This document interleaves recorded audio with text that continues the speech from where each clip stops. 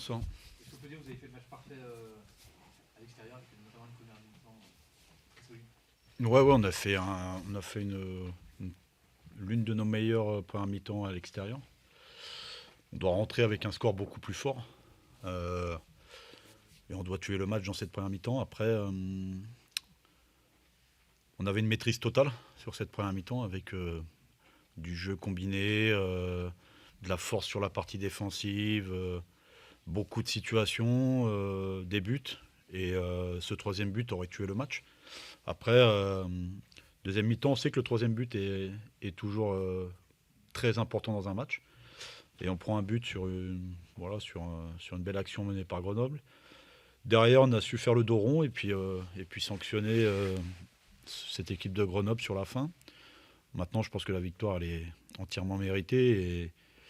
Et ce soir, on a 42 points, on valide notre maintien. Et il va nous rester 10 belles bagarres pour prendre du plaisir et aller chercher ce qu'on pourrait aller chercher ou pas.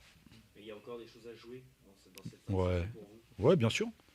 Bien sûr qu'il y a des choses à jouer. 10 matchs, c'est énormément de points. C'est, euh, comme j'avais dit à mes joueurs, cette trêve internationale qui arrive dans 2 matchs va être importante. Donc il faut capitaliser, il faut avancer vite, parce que devant ça avance très très vite. Et là, on va recevoir à la maison, il faudra capitaliser ce résultat par une victoire forcément. Mais déjà, on va savourer celle-là parce que c'était important de regoûter à la victoire à l'extérieur pour valider le contenu du match qui était très intéressant. Personnellement, c'est un succès qui doit vous ravir ici aussi à Grenoble. Vous êtes parti de manière un peu brutale. Ouais, j'ai vécu 2 saisons fantastiques avec ce club. J'avais créé avec ce groupe de joueurs un état d'esprit remarquable. On a fait 2 montées en 2 ans. C'est vrai on a remis le club dans le milieu professionnel, ce qui était surtout pas facile dans des divisions compliquées. Mais la satisfaction, c'est surtout d'avoir gagné avec mon équipe qui est Valenciennes maintenant. Et je le répète, j'ai passé 2 superbes années à Grenoble et, euh, et voilà, tout simplement. Là, vous vous interdisez rien pour la suite de la saison. Non, je vous l'ai dit, on a 42 points. Tout ce championnat est assez incroyable. Dès qu'on fait une série très positive, on rebascule très vite dans la partie haute du classement. Donc forcément, les 2 matchs qui vont arriver vont être importants pour le Money Time, comme on dit, sur les 8 derniers matchs. Et il faudra valider cette victoire à la maison vendredi prochain pour continuer d'ambitionner, d'espérer quelque chose en fin d'année. Est-ce que l'équipe est mieux On dit qu'il y avait un gros match contre Ajaccio la semaine Ouais. dernière. On voit qu'il y a eu beaucoup de rythme et de volume. Ouais. Est-ce que tu sens qu'elle a repris un peu d'avance physiquement? Oui, après, il y a des joueurs aussi, je pense à Abed et Brassier, qui sont rentrés dans l'équipe et qui manquaient beaucoup de temps de jeu. Et c'est vrai que ça commence à venir fort. Et oui, oui, où je trouve qu'on a été très, très bon, c'est sur le plan tactique. On a réussi à cadenasser cette équipe en leur mettant de la pression où on voulait leur mettre. Et puis derrière, on a eu de la justesse et de la qualité pour appuyer dans la profondeur et leur faire mal.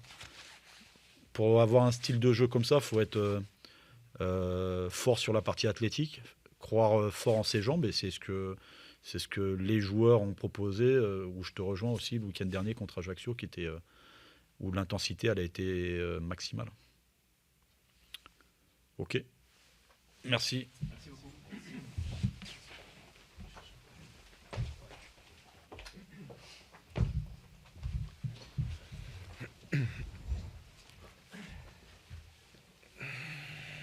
Bonsoir Philippe.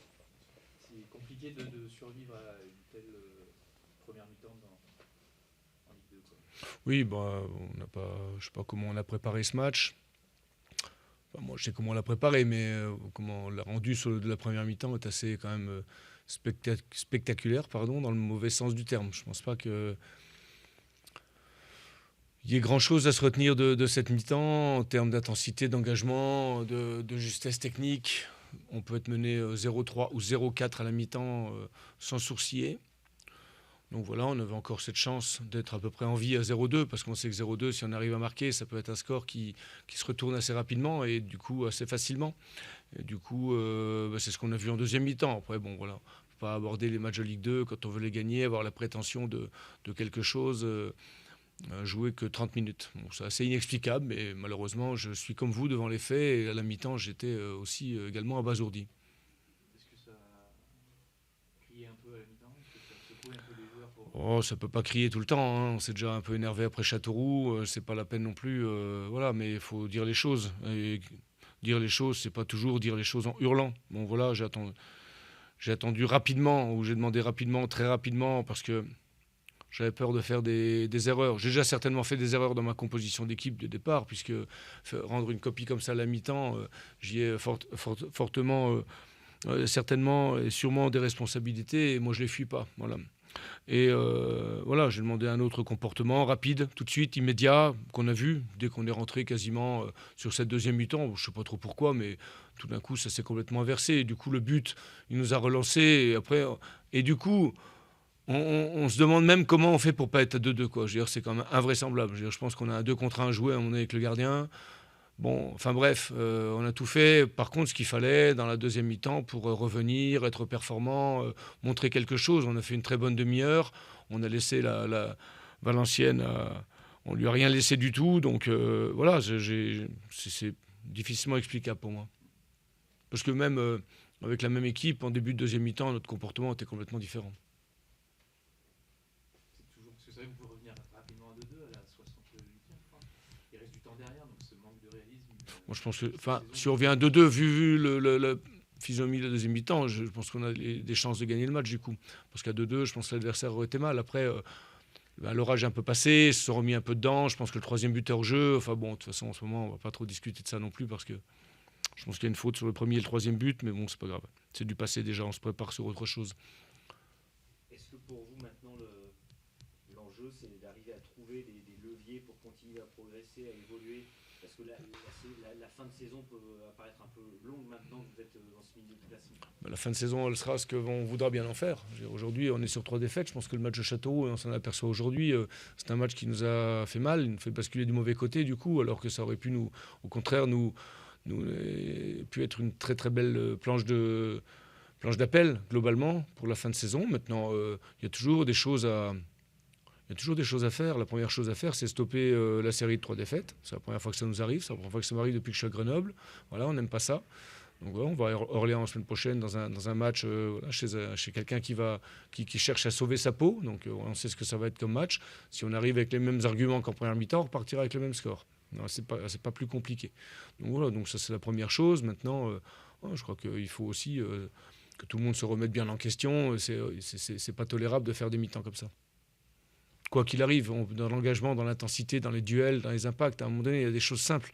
Il y a des choses primaires, comme dans le rugby. On est dans la conquête, dans voilà, un petit peu mettre la pression sur l'adversaire, dans simplement le fait quand on se croise, quand on se touche, quand on se pousse. Si c'est toujours l'adversaire qui gagne, vous ne pouvez pas gagner les matchs, c'est pas possible. Et du coup, en deuxième mi-temps, ça s'est complètement inversé. Il faudra juste qu'on s'explique et qu'on m'explique pourquoi. A priori, c'était les mêmes joueurs. Après, les changements ont été aussi plutôt intéressants. Flo Michel nous a mis de la qualité technique. Willy est très bien rentré, nous a mis de bonnes choses. Malheureusement, il aurait pu aussi nous donner le but égalisateur. Mais bon, ça, rater des buts depuis le début, je pense qu'on sait faire. Sur ce mi-temps, c'est quoi qui domine? C'est la déception, la frustration, de la colère? La première mi-temps? Ouais, sur le match, sur l'ensemble. Parce que... Bon, non, mais moi je suis dans la compréhension de la première mi-temps, parce que je veux dire, on doit être puni, parce qu'il y a encore un sketch sur le hors-jeu, le but refusé pour hors-jeu, c'est un sketch, il faudra quand même à un moment donné qu'on nous explique à quel moment on décide que les gens sont hors-jeu ou pas. Parce que nous, on ne comprend plus rien, on est à peu près bien placé, on est sur le banc de touche, on est sur le terrain, mais moi je vais vous dire, on me demandait d'expliquer, moi je ne sais pas. Bon, donc voilà, en tout cas, j'aurais été le coach adverse, j'aurais les boules, parce que je veux dire, à un moment donné, voilà, c'est des choses assez bizarres. Mais donc voilà, je suis plutôt dans l'incompréhension d'un match comme ça. Ce que je sais, c'est qu'en fait, de toute façon, on n'est pas surpris. On savait ce qu'il fallait mettre contre cette équipe de Valenciennes, que si on ne le mettait pas, on allait à la douche froide. C'est ce qui s'est passé à la mi-temps. On a rallumé l'eau chaude en deuxième mi-temps, heureusement. Je ne sais pas par quel miracle ou quel biais, simplement chacun, je pense, s'est remobilisé. Et puis, et à peu près simplement rester dans ce qu'on peut connaître de chaque joueur. Je ne pense pas qu'il y ait un joueur en première mi-temps à pouvoir sortir du lot. Pas dire celui-ci ou celui-ci a été meilleur. Ou a été au moins à son niveau. Alors qu'en deuxième mi-temps, il n'y a personne non plus à enlever du coup. C'est marrant. C'est les je sais pas comment dire. C'est les mystères du foot, du sport. Voilà, merci.